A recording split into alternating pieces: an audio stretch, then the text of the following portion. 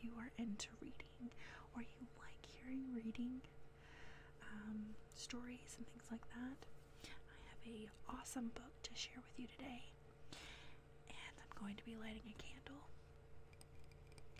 This is a shout out to Mary with Unfortunate ASMR. She's a good friend. She's a really good subscriber of mine.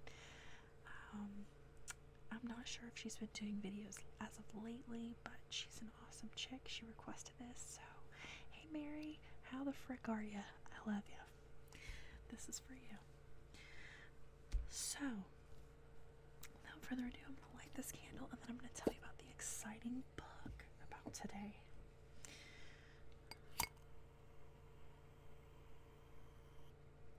Okay, so I have my candle lit. I'm gonna put that right there. So today's book, I'm so excited to share this with you guys because this is a book that my best friend wrote herself. If you have not heard of Haunted Bay City, Michigan by Nicole Beauchamp, you need to read this. You need to get this book. It is top selling on Amazon and all over. This book is written by my best friend. This is where she's from, and not trying to brag, but she gave me a shout out in the book in the intro. That's great. Hang on, let me see the part she wrote about me. She said to Katie and Carrie for being awesome friends and being there when I needed you the most. I love her. But essentially this is a book about her hometown. This is where she resides, and she is a paranormal investigator, has been for a while. She has gotten so many reviews that are top notch. She's had paranormal investigators review her book and have given her, I highly recommend this. It's a very good read. So just to give you a snippet of what it is, I'm going to try to read this in the dark. Now some of these words I'm kind of like not very familiar with pronouncing them, so if I say the town wrong or whatever, I apologize. Shout out to you, Nick. I love you. I love that bitch. I know she watches my channel. Okay, so the first chapter is called The Gray Ghost. It says, when crossing the Independence Bridge, you cannot help but be captivated by the impressive blue-gray ship that has found its home on the Saginaw River. Year after year, people come to the USS Edison for the multitude of reasons to honor its arduous journey across the world, to pay respects to the current and retired military personnel, to learn about how sailors worked at sea, to participate in special community events, and even to partake in paranormal investigations with the hopes of contacting seamen from beyond the grave. Honestly, she has investigated so many of these places, and I'm so jealous because I have not visited there yet. But sorry to interrupt that to say that, but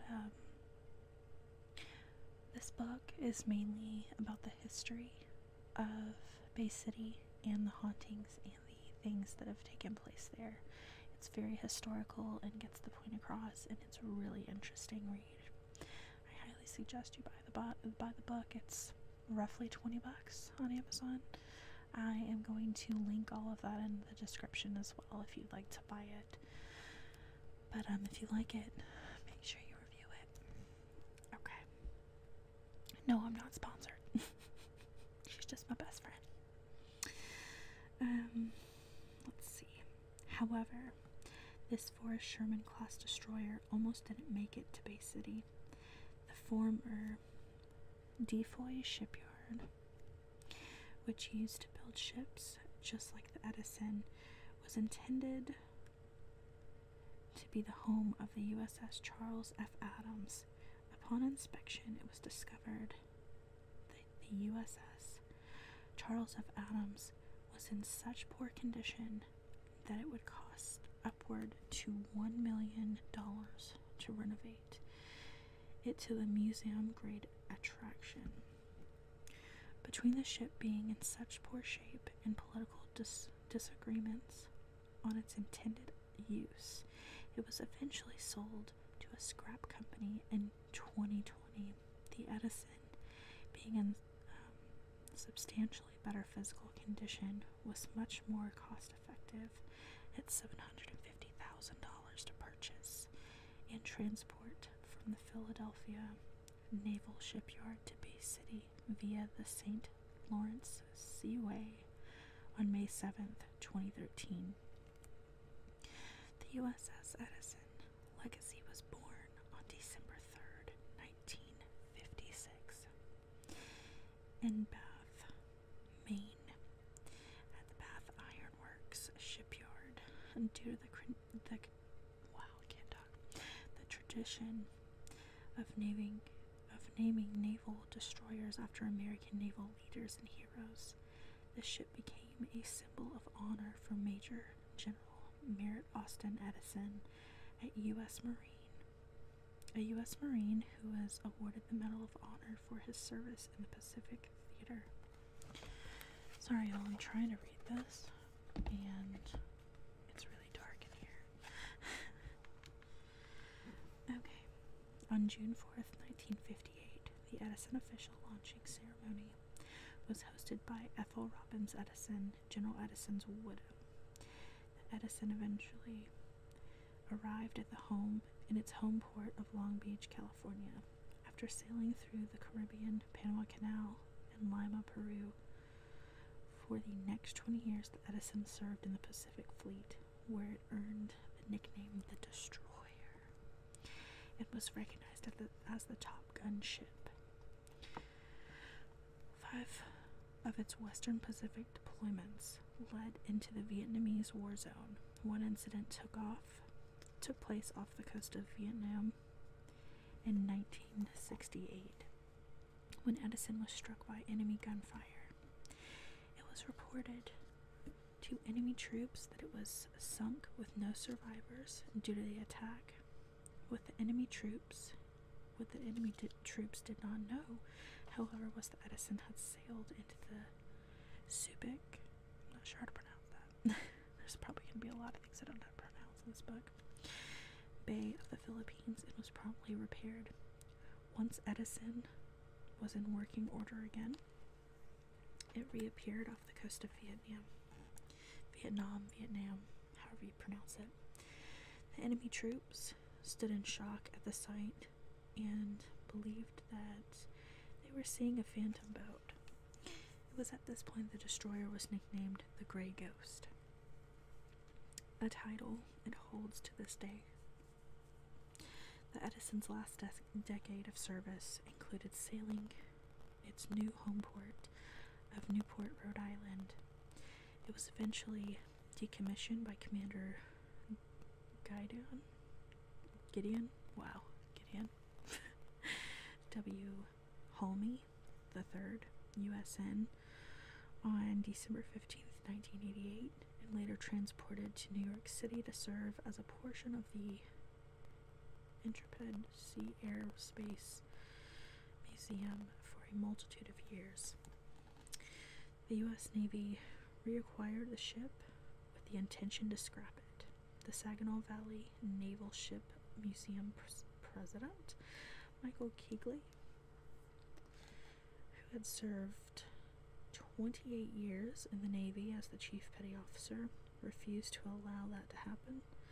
After all, this ship had survived harrowing battles at sea and lived on the monument of American strength and preservation. Not only that, but it is one of the 2 surviving Forrest Sherman-class destroyers present in the world today. The director of the New York City Intrepid, I really don't know how to pronounce these words, I'm so sorry, I'm tripping over everything. Museum, Gary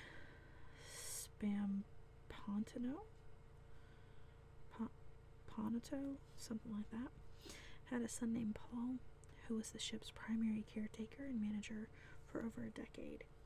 He had many duties aboard the ship, including painting, chipping rust off the decks, and offering as a simple volunteering gig. For Paul turned into his full-blown passion over time. Paul, who had worked on aircrafts for the service, originally joined the Intrepid Museums as the director of ship's force. With this title, he managed tour guide staff and maintenance on both the USS Edison and a submarine by the name of Growler.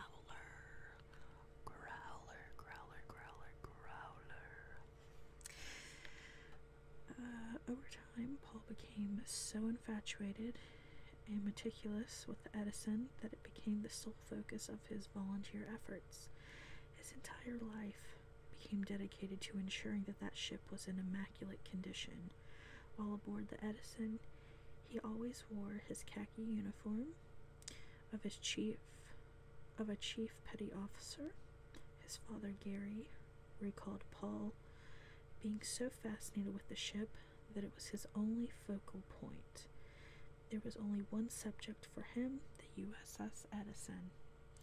Paul even informed his father that being on the Edison made him so happy he preferred to die aboard. Eerily, on Thanksgiving Day, November 25th, 1999, Paul met his fate after having a heart attack on board the warship. The only other death reported on the Edison was during its days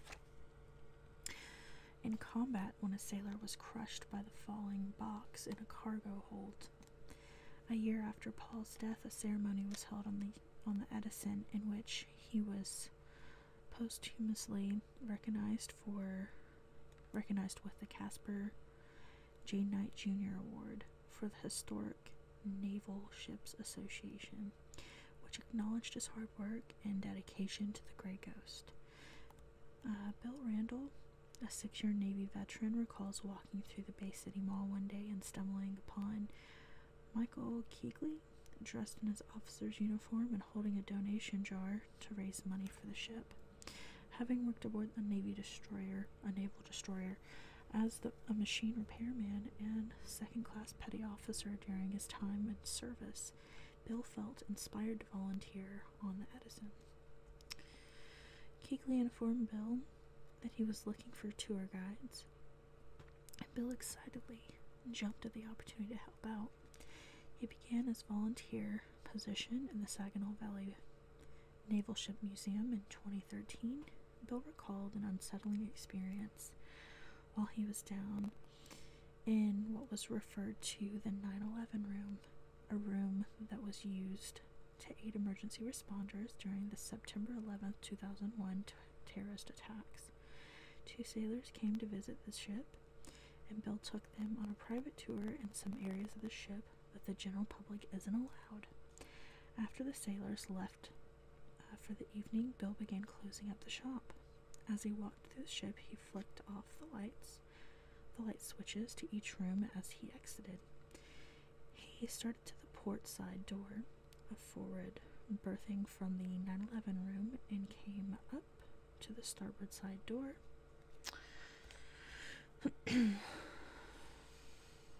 Upon exiting, he realized that the port side door was closed and sealed shut. Metal on metal doors make a lot of noise, and I never heard anything. At the time, I was about only 25 feet away. If someone was there, I should have and would have heard them. That was his first incident. A former skeptic, he called down to the office. As a former skeptic, he called down to the office and asked who was on the ship to make sure he was not locking anyone in, and was told that he was alone. During a sweltering Sunday night in mid-August, a public ghost hunt was hosted by Bill Randall participated in. Sorry, I'm tripping over my words, y'all.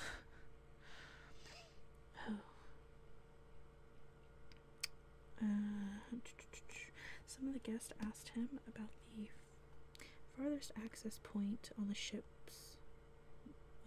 below decks. As someone very familiar with a particular style of ship, he led the personal investigators in complete darkness to the boatswain's locker. Wow, I cannot read. This portion of the ship was utilized by swains, mates, individuals who are responsible for caring for the outside of the ship, as a closet point for storing paint, grease, tools, and so forth. 7 investigators were present that night, including Bill. At the time, there were no electrical power in the forward portions of the ship, so the group investigated by flashlight. One of the ladies in the group, a paranormal investigator visiting from England, felt the temperature in the locker room begin to drop, despite it being so hot and humid on the ship. Another investigator suggested that her team member turn on the paranormal investigation device called a spirit box, which channels spirit voices via radio frequency. After the team turned on the spirit box, the room became colder and colder until the English lady was shivering. She cautiously asked, "Is anyone here with us?" And a faint voice responded, "Yes." "Thank you for your response," the English lady claimed in, "but could you please tell us your name?" A distinct male voice came through the box that said, "My name is Paul." "Paul, when did you pass away?" The same male voice responded with a muffled number ending in 9. It was at this time that one of the young women with the group that was on the second level of the boatswain's locker felt her arm around her waist, holding her tightly so that she didn't fall through the opening in the floor. She kept this a secret and afterward revealed her experiences to the group. She remembers feeling that this spirit was protective of her and concerned for her safety. Isn't that wild? Like, this is just like one of many freaking experiences they've had. And from what I've heard from Nick, just in general with her stories, and just hearing other people's stories about the ship, that there's so many things that happen there. I mean, can you imagine? There's so much history. So, let's continue reading. The next morning, Bill came in to volunteer and decided to share his experiences with some of the other volunteers working that day. They collectively decided to search Google for real answers on who Paul was. It was at this point that they discovered the story of the late Paul Spampenito, who lived aboard the Edison as a caretaker and tour guide. They discovered an article that was published in 2012 in the Bay City Times that detailed Paul's story. In shock, they called the intrepid, I really don't know how to pronounce that word, I feel so stupid, museum and spoke to Paul's former co-workers, gathering every detail they possibly could. If you visit the Edison, do not be surprised if you spot a man wearing a khaki uniform wandering the ship. This is just Paul making sure his precious ship is still in tip-top shape. Sightings of Paul's are mostly witnessed in the wardroom, forward berthing, and the ship's many wind-passing ways.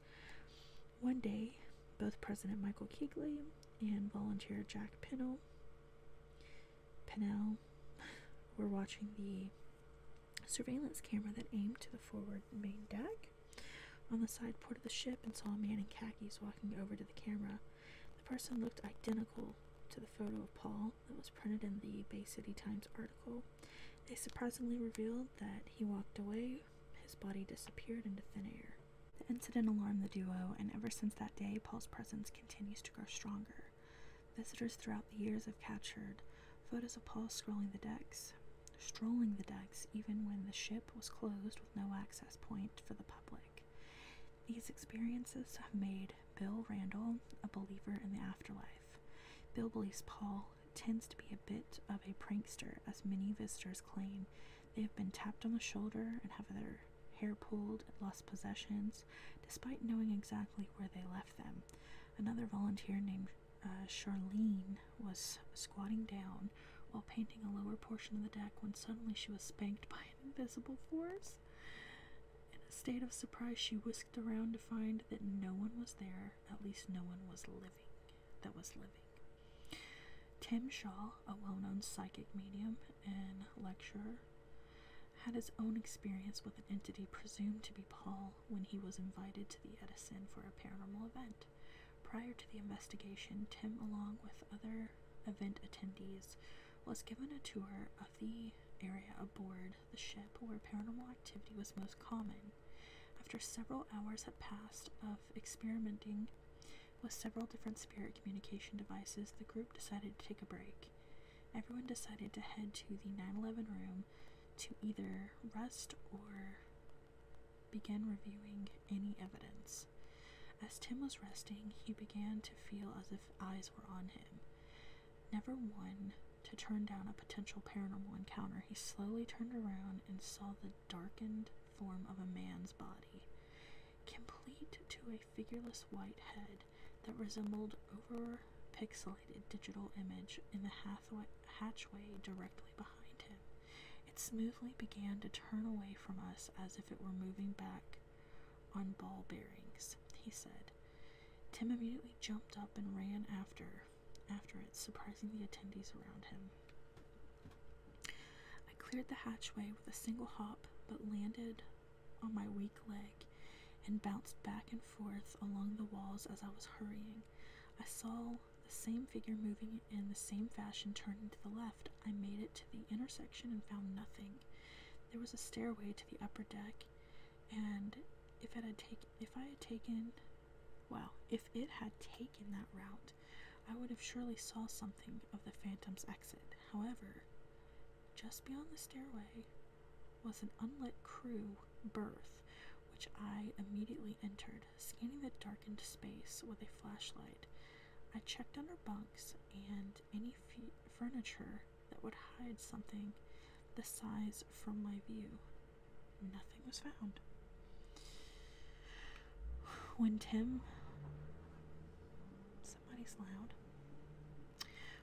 returned to the group, he informed everyone of what he had seen. No one knew what to make of the experience until he spoke to Bill Randall,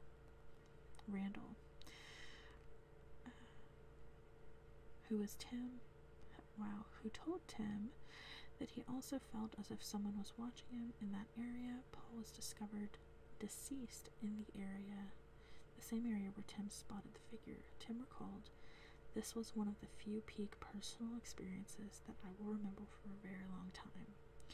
In addition to Paul, volunteers have also encountered a ghost dog. But Randall and Michael Keegley, have both encountered a canine spirit. They state that they can hear dog barking directly next to them, but they have never been able to see the dog. Bill remembered one incident when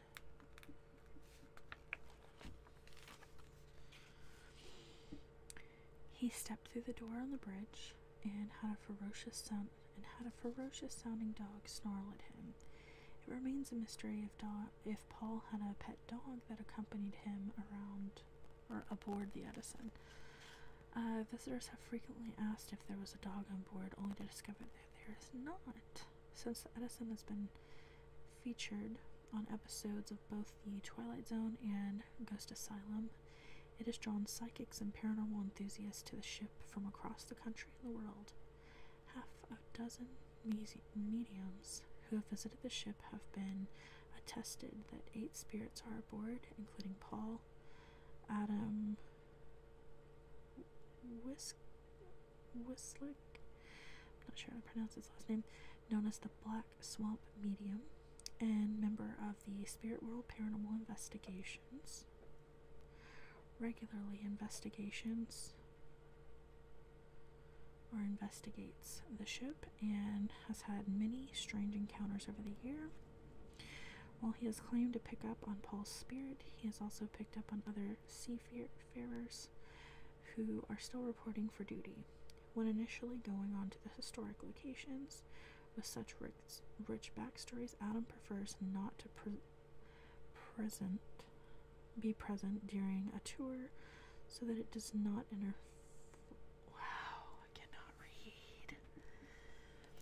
influence his readings. One of his team members from SWPI decided to join him on his first visit to the ship and join the history tour so that he could verify if Adam's readings held any merit. This man was extremely skeptical of Adam's proclaimed abilities and wanted to find out for himself if Adam could really detect the dead. Adam's a really cool guy too. I haven't personally met him, but he seems pretty cool. Once the tour had concluded, Adam and his friend, his mate, I should say, headed down to the engine and fire rooms deep within the bowels of the ship. Adam noted that the first step in his process is to get a feel for the energy within the location and find out if it's positive or negative. While below deck, Adam felt the presence of a sailor who was employed in the fire room. Adam remembered turning to his friend to describe the spirit in detail. He was young, around the age 18 or 19 years old, with blonde hair and blue eyes. He was drafted into the military but chose the Navy because he did not want to be a foot soldier. He felt things would be a lot easier. Adam continued to describe the phantom sailor's favorite thing to do once his tasks were completed. He enjoyed swinging and building his strength through chin-ups on an overhead pipe. I had a very strong image of this man, one you just don't forget. Adam and his buddy wandered apart from each other in search of a pipe that was suitable for an individual to exercise from. Adam was drawn to an area of the ship where he spotted an overhead bar. He recalled it being bent, and on closer inspection he observed that the bin was indeed man-made. His friend was inspired by the incident. Later that evening, Adam and his mate were walking among the bunks on deck when he stopped in his tracks due to a barrage of sailors shouting their last names. He recalled it being an overwhelming experience, with some of them difficult to make out as he revealed that there were so many of them shouting. Adam began repeating the surname aloud so that his teammate would be a part of the experience. They continued with their stroll, and Adam's teammate let out a startling scream. "What is it?" Adam exclaimed. With the color drained from his face, his teammate proceeded to shine a flashlight on the name tag adhered to one of the bunks. Sure enough, it was the sailor's last name that Adam had heard and voiced aloud. I have goosebumps, dude. I have goosebumps. The encounter made Adam's skeptical friend a true believer in mediumship. Turning people into believers seems to be an outgoing trend with the Edison.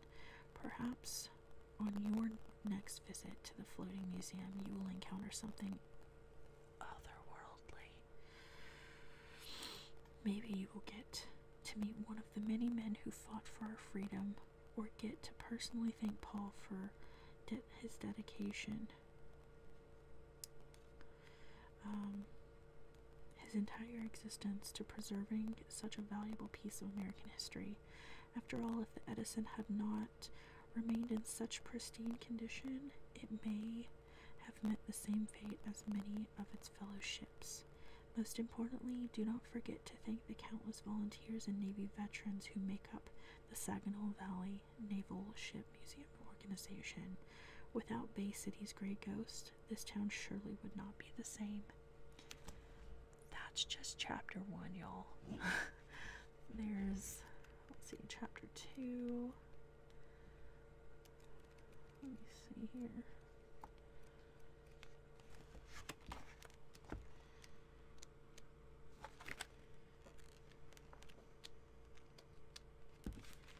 There's freaking 9. I can do a series on this. But yeah, my friend autographed my book. To Katie, your friendship means the world to me. Thank you for always being a great friend to me. I love you. Enjoy the book. Heart, Nick. But Let me show you. Let me show you a picture of their group. Because Nick has a